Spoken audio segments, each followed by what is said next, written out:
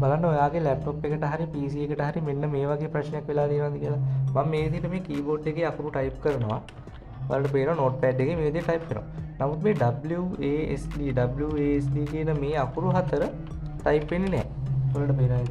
මේ අකුරු හතර ටයිප් වෙන්නේ නැහැ. ඒ විදිහටම අපි මේ arrow keys මේ විදිහට press කරනකොට ඔයගලන්ට පේනවා මේ WASD අකුරු ටික arrow key වලින් ටයිප් වෙනවා.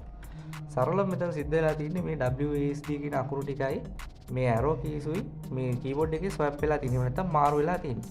මේක සාමාන්‍යයෙන් ලැප්ටොප් වල වගේම මෙන්න මේ විදිහේ මේ Fn බටන් එකක් තියෙන function බටන් එකක් තියෙන keyboard වල වෙන ප්‍රශ්නයක්.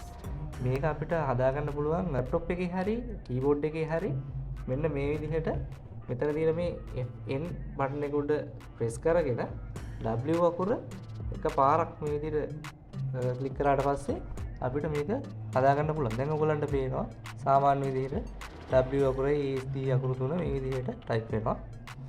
arrow key එක සාමාන්‍ය විදිහට දැන් වැඩ කරනවා.